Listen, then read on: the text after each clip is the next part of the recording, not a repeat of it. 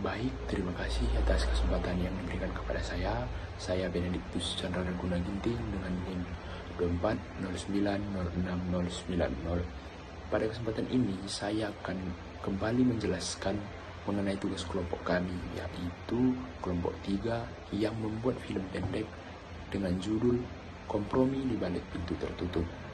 Film ini diperankan oleh 4 karakter utama, yaitu Gihon sebagai ketua rapat dan saya, Bene, sebagai senator senior dan Ernie serta Clara sebagai anggota baru DPR.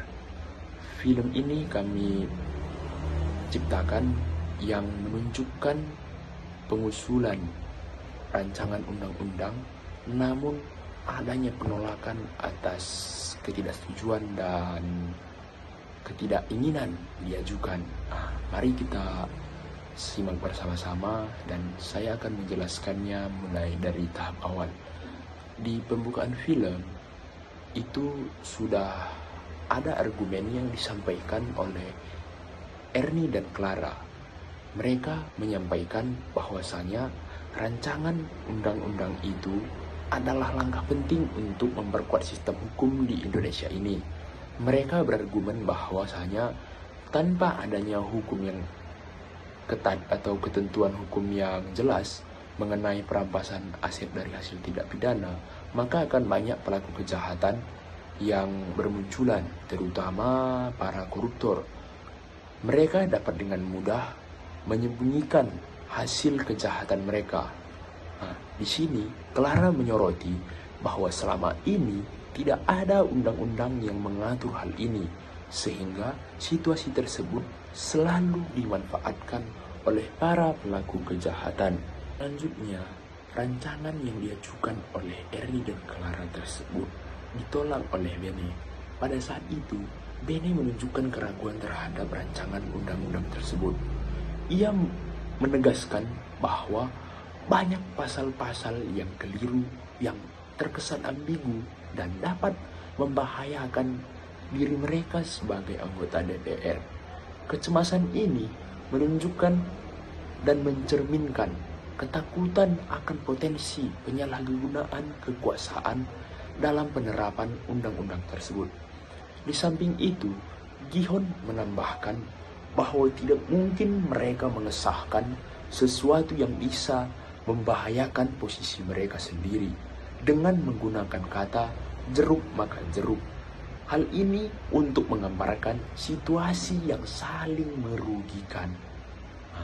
Diskusi ini semakin memanas.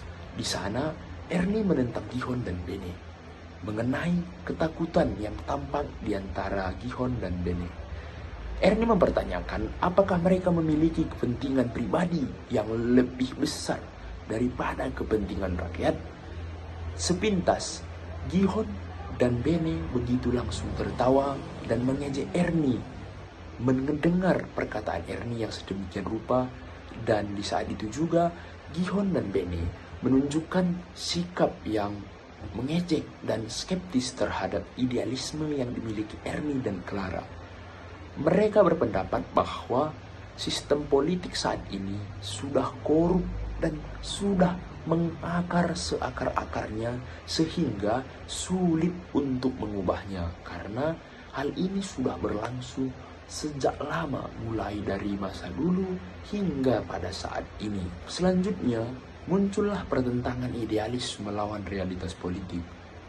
Pada saat itu, Clara dengan sungguh-sungguh mempertahankan dan memperjuangkan rancangan undang-undang tersebut yang menekankan bahwa sangat penting keadilan bagi masyarakat.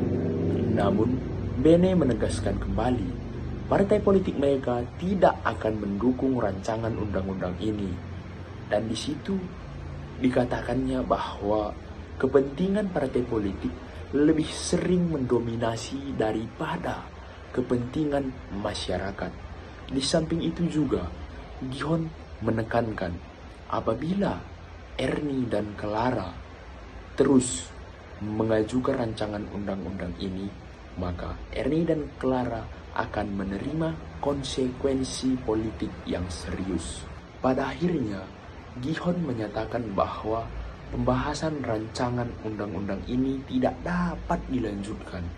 Di situ tampak jelas Ernie dan Clara keluar dari ruangan dengan kekecewaan yang begitu mendalam. Hal ini menciptakan gambaran yang jelas tentang ketidakpuasan mereka terhadap sistem yang lebih mengutamakan kepentingan politik terhadap kepentingan rakyat. Hal ini kita lihat digambarkan bahwasanya konflik antara idealisme anggota baru DPR yang ingin membawa perubahan melalui rancangan undang-undang perampasan aset dan realitas politik yang pragmatis dan juga seringkali korup. Meskipun niat baik di pihak Ernie dan Clara, namun mereka harus menghadapi sistem yang telah terjalin kuat dengan kepentingan pribadi atau partai politik. Film ini mencerminkan tantangan besar dalam upaya reformasi hukum di Indonesia, di mana suara rakyat seringkali diabaikan atau terabaikan demi kepentingan politik tertentu. Sekian yang dapat saya jelaskan pada kesempatan ini. Saya mohon maaf apabila terdapat kesalahan dalam pengucapan kata dan penyampaian informasi. Sekian dan terima kasih.